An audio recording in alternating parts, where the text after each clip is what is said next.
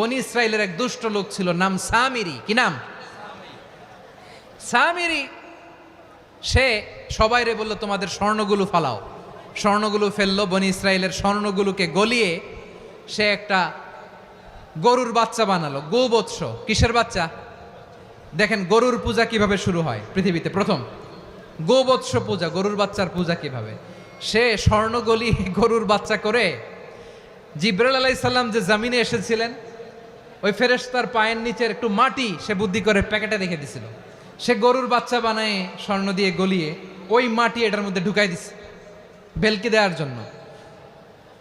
স্বর্ণ দিয়ে বানানো গোবৎস গরুর বাচ্চার গায়ে যখন সেই মাটি ছুঁড়ে দেয়া হলো, এখন বাছুরের ভেতর থেকে ভ্যাঁ ভ্যাঁ আওয়াজ আসতেছে। কি আসতেছে? সবাই তো অবাক। সামিরি বলে, আরে তোমরা যে 70 জন দিয়ে মুসা আলাইহিস সালাম রে পাঠাইছো ওইদিকে, এত ঘুরতেছে, আল্লাহরে খুঁজে পায় না, আল্লাহ তো এটার ভিতরে ঢুকছে। নাউজুবিল্লাহ বলবেন না? তোমরা যে 70 জন দিয়ে পাঠাইলা, 70 জন নিয়ে মুসা আলাইহিস সালাম খালি ঘুরতেছে, আল্লাহরে পায় না। পাবে কেমনে? আল্লাহ তো, নাউজুবিল্লাহ, এটার ভিতরে সেজদা দাও। এই সেজদা দিয়ে গেল। আল্লাহর নবী হারুন আলাইহিস সালাম বললেন, খবরদার, এটা সুস্পষ্ট শিরক। আল্লাহ সব গুনাহ মাফ করে, শিরকের গুনাহ মাফ করে না। খবরদার, তোমরা থামো। কে শোনে কার কথা?